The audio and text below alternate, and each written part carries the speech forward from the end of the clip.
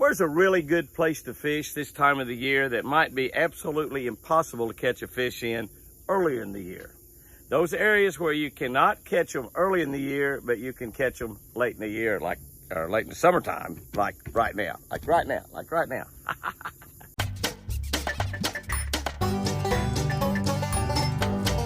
Whoa! That's a beauty.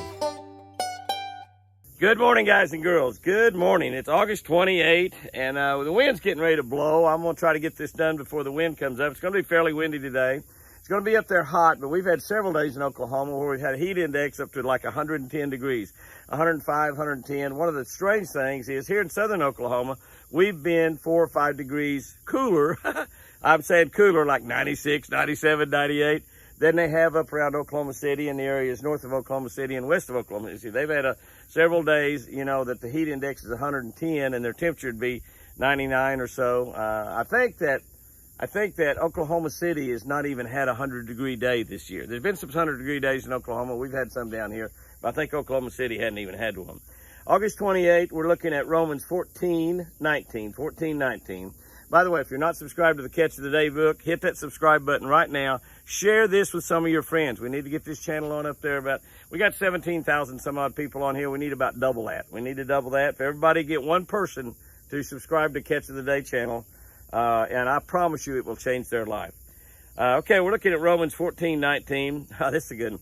So let us try to do what makes peace and helps one another.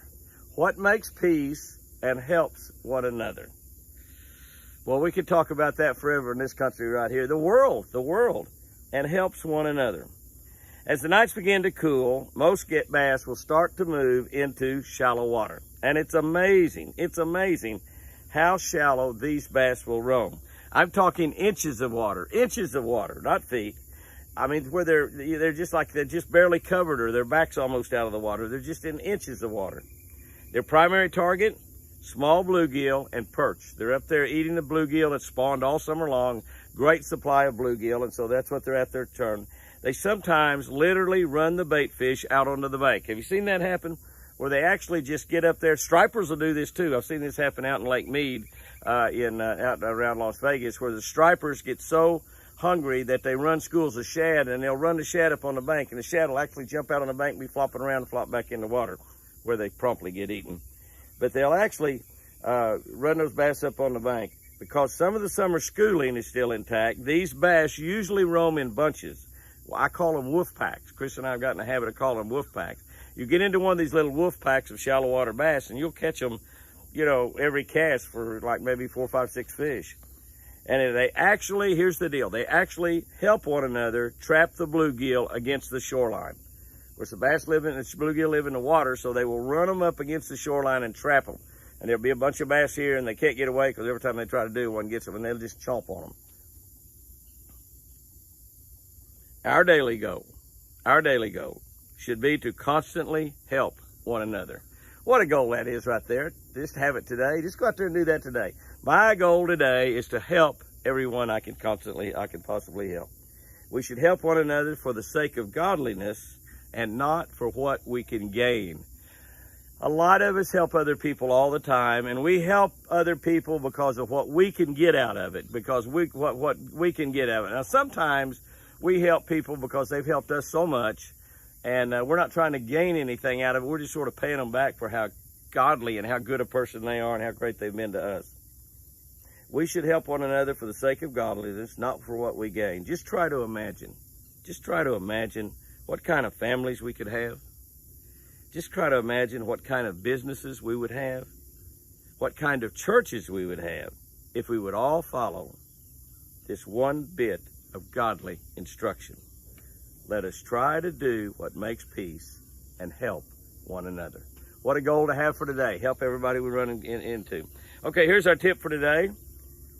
Muddy springtime rivers and lakes turn into great fish-catching color water in the late summer. And now, when I wrote this, I was thinking about Lake Eufaula here in Oklahoma. We have several lakes that are like that, but Lake Eufaula is a giant lake, one of the largest lakes in the entire world. And, hundreds of thousands of acres, a huge lake. And there's areas of that lake, it's pretty clear all year long. There are areas of that lake that turn to yoo-hoo. I mean, they turn to red mud in the springtime. You can see coon tracks go across the top of the water. That's how muddy the water is.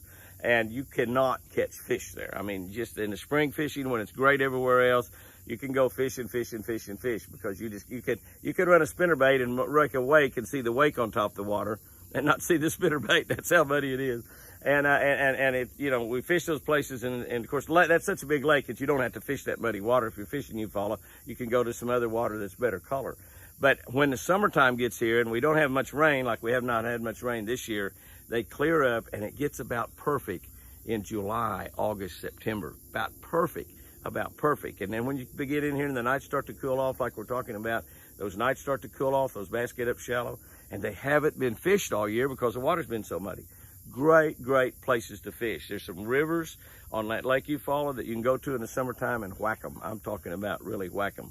Farm ponds, a lot of times that way. Farm ponds that get really muddy around farmland, where the farmland's tilled and stuff, and all that runoff runs in there and muddies those farm ponds up in the springtime. Those get good this time of the year too, because again, you have times when you don't have very much rain.